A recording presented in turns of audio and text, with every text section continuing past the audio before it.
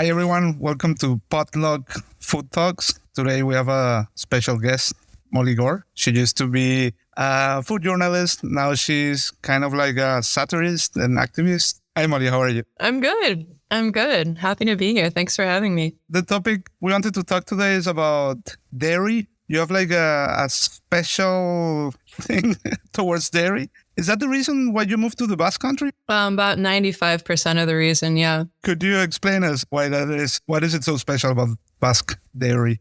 Oh my gosh. Well, okay. So I think for me, it's funny. I said yes to this idea of talking about dairy because I had, of course, it's not the full reason I moved here, but I did have this moment when I was visiting, a year ago before I came, and I walked past the milk vending machine in Plaza Eazo in Donosti. Do you know the one I'm talking about? Yeah, actually, I didn't know what it was. You explained this to me, and I've been living here for 5 years, and you were like, you don't know what this is? It's the best thing in Donosti.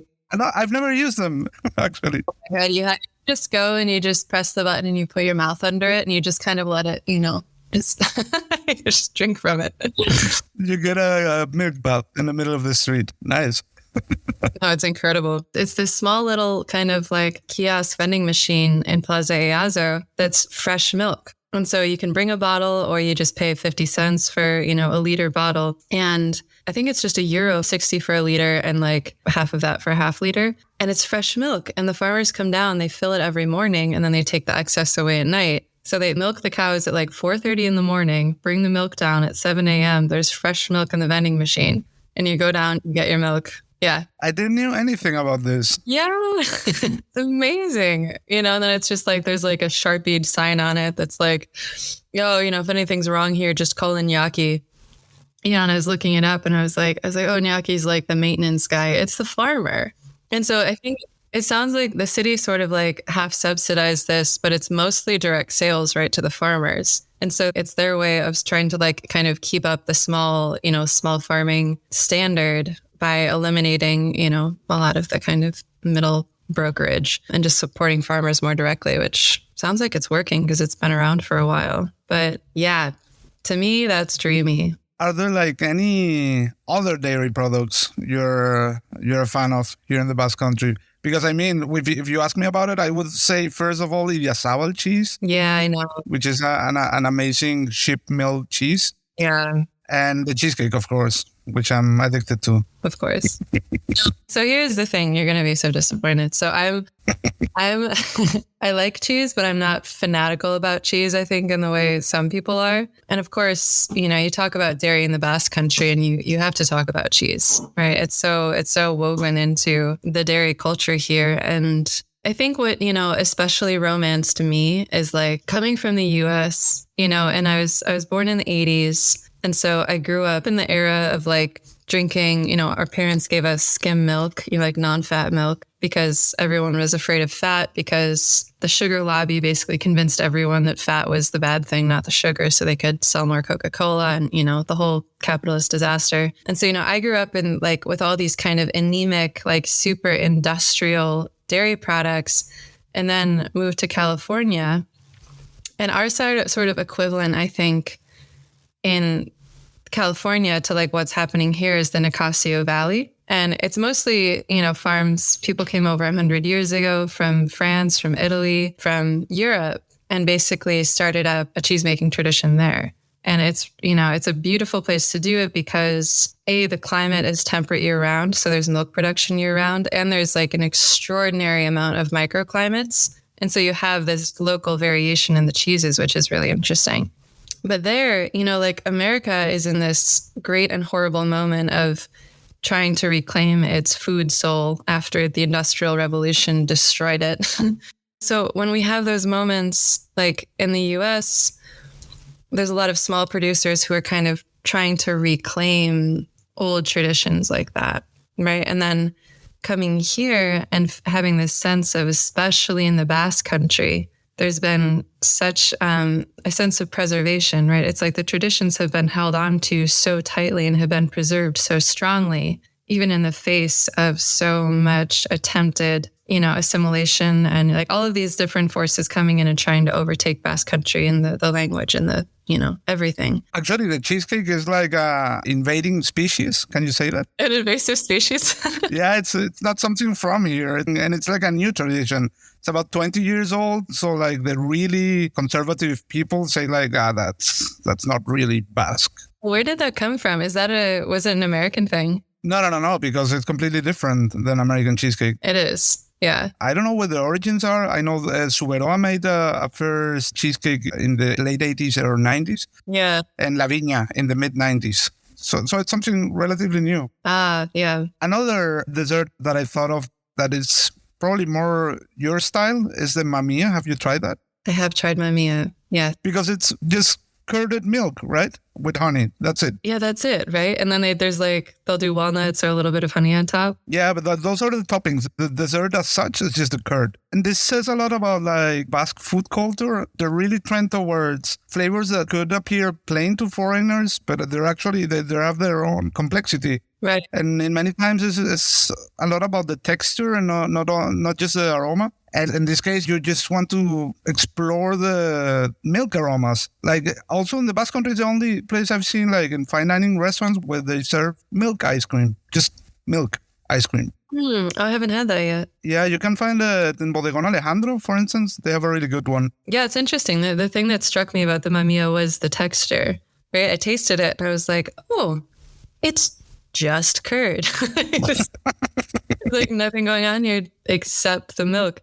But yeah, there is a real sort of like delightful simplicity and freshness to it, which does feel very, very Basque. And I like finishing a meal with a mamia because it's super light. It's like you're just having a curd and it cleans your mouth. Yeah.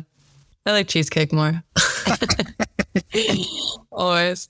Do you have any interesting like anecdote that you have experienced around the world of dairy, curds, and milk and cheese? Yeah, I think I have one. I think it was probably my second week here. And I moved here with very basic Spanish and zero Basque and constantly working on it. But I went to the grocery, this like tiny little very Basque grocer near me, and I was just going to pick up a bottle of milk. And so I go to the dairy section, I'm looking around, and there's, something that looks like milk in a milk bottle on the bottom shelf, and it has a picture of a sheep on it. And I was like, oh, okay, sheep's milk. I like sheep's milk. I'll get the sheep's milk. So I get the sheep's milk and I take it home. And the first thing I do is I make tea with it, right? And that's like mostly, that's where most of my milk goes, is like on my oatmeal or in my tea. And and I drank my tea that day and it tasted really burnt. And this was confusing, but it was also really concerning because this was like in the thick of a wave of COVID. And I was like, oh, fuck. Everyone's talking about how it messes up your taste. And I was like, oh my God, I have COVID. My tea tastes burnt. And so the next day, the same thing happened. And by that point, it occurred to me I should probably look at the milk. And so I looked at it and it was all in Basque and I translated the Basque and it was milk for cuajada, but it was extra burnt flavor, because I guess there's, Yeah, they do this like with a red glowing hot iron. They put it inside the milk. Yeah. And it generates this burned, like in the best case, caramelized flavors, like kind of like in a toffee direction. Yeah, in this case, it tasted maybe like a little bit even more synthetic. I don't know how they did it, but it was just very burnt tasting milk. Burn aroma, basically, in drops. That was my hazing moment as a foreigner in the store. And it's the good news is I didn't have COVID, but I learned about what cuajada was at that moment. When done properly, burning milk is something really delicious. And it's something really traditional also here in Spain. Yeah. And now it inspired me to try to make cuajada, actually, which I haven't tried it yet. But I was like, ooh. Me neither, to be honest. I've known that in, I think in Aquelarre or in some Michelin star place. It was probably Aquelarre many years ago. They would curd it in front of you. Well, Like they would bring the liquid milk and put the curd, and then perhaps you eat 2 more courses, and at the end of the dinner, it was, coagulated, gelatinized. oh, we should go eat some of that. Well, that's a super expensive place. I haven't been there actually to Aquelarre. It's one of the big classics of the city. Yeah, I haven't been either. What about non-food application? Have you discovered any other things done with milk besides taking a milk bath in the street of San Sebastian? Rubbing cheese on my face. Yes. Probably some good oils in there, actually. But no, I mean, yeah, I do like yogurt masks on my face sometimes, things like that. But no, there's some interesting stuff you can do with whey, though. A lot of people doing like vodka and this kind of things using whey instead of water. Really? And it generates a completely different flavor profile. Yeah, it's pretty cool. Oh, that's super interesting. Yeah, and I even saw once, this wasn't like in a kitchen lab, they would put like just a tiny bouquet of sheep's hair inside the bottle. So that sometimes you have like a flower or a herb. Uh-huh. Yeah, it was sheep hair. What's the purpose of that? I guess showing where it comes from, probably communicating. So this is whey-based booze. I do that with my own hair in my cooking sometimes, actually, just so people know who made it, To put your identity in your stews. My DNA. What about in your daily work as a satirist and activist? Have you found like any inspiration like in the Basque dairy system? Inspiration. Well, okay, here's an interesting connection. Oh gosh, I'm going to forget their name. But when Napoleon's armies were coming through, there was the way that the sheep herders hid themselves by like hiding under the pelts. And then I think that's how they could like organize and coordinate ambushes and stuff like that. But to me, it's really interesting because our work a lot of the time is about shape-shifting and satire and pretending to be the enemy. And like in short, we a lot of the times will like prank giant oil companies or governments to hold them accountable for doing bad things, which is like an old kind of even mythological sort of way of interacting with power. And so whenever I see this out in the world, like the ways that the like underdogs have shape-shifted or disguised themselves or sort of like played with the rules of the game in order to shift the power dynamics, I find it super, super interesting. And so when I saw that story about the sheep herders, I was like, oh, here's another. It's happening again. I saw a super nice video from Basque shepherds like explaining their day-to-day life. And they have like this ancient walls that are probably thousands of years old. Yeah. And they still use them today. And they were the shepherds talking about like, yeah, this is our heritage. We don't even know who built these walls and how old are they. And we've been using them for centuries, Yeah. It's crazy. It is crazy. What has been your experience with the food system, sustainability practice in the Basque Country in general, like in comparison with food systems in America and the United States? What's been interesting to me is that there's not as much like obvious transparency.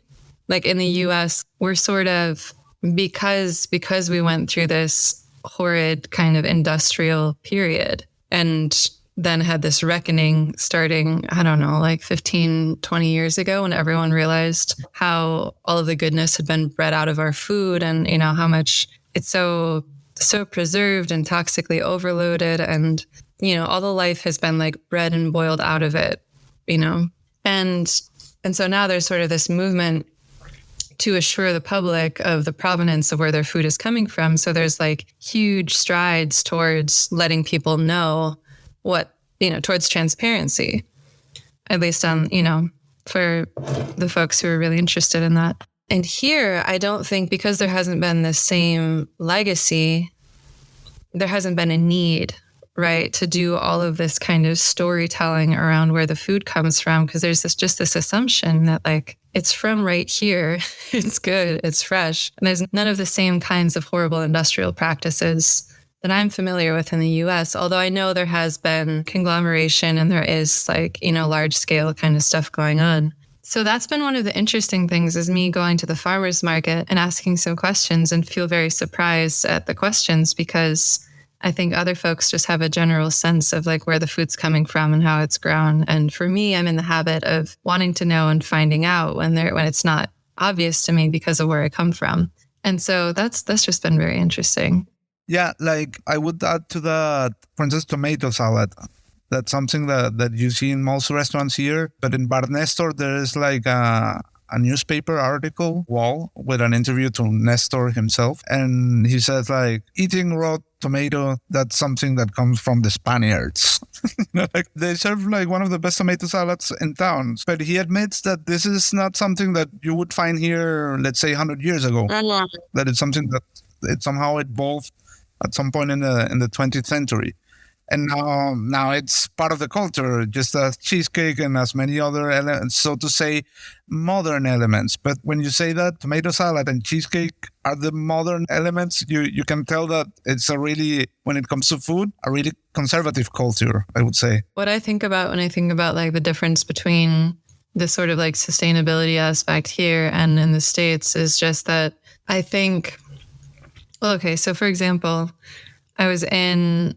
well, this was actually Galicia, and I was in a like little Galician seafood pub. They just did smoked fish. That was it, like little kind of tostadas of smoked fish. And I was there with a couple people, and one of them was another American from Oregon. Like along the West Coast, you know, I think we've all developed like a really deep sensitivity to wanting to know where things are from, right? Because that's the place in the US that really started reclaiming good local food first, I think. And then it spread from like Northern California, because for many years we didn't know where anything came from because, again, industrialization. So anyway, we're in this little pub and he asked the waiter, he was like, oh, I think I want how the sardines, or not the sardines, it was like a monkfish or something. He's like, but where is it from? Is it from here? Which is classic habit question from where we're from. And the waiter kind of looks at him and he's like, I'll go ask. And he goes back, asks the chef. And then we hear some like bickering, like we hear them kind of arguing in the kitchen. And the waiter comes back and he's like, it's like, the chef wants me to tell you that he's not going to tell you where it's from, but it's good. And he was like offended because the assumption, it's like, well, of course, we talked to him more and it was like, no, it's from right off the coast, 15 miles that way. But he's not going to tell you where it's from because he has his spot. He has his fishermen. He's been sourcing this fish. Okay. That's the reason. Okay. Yeah. Well, the reason was like, of course it's from right here, but I'm not going to tell you where. And so it was just this really kind of funny moment of these two cultural expectations clashing up against each other, because we're used to such very different standards of, food production. And so, yeah, that was funny.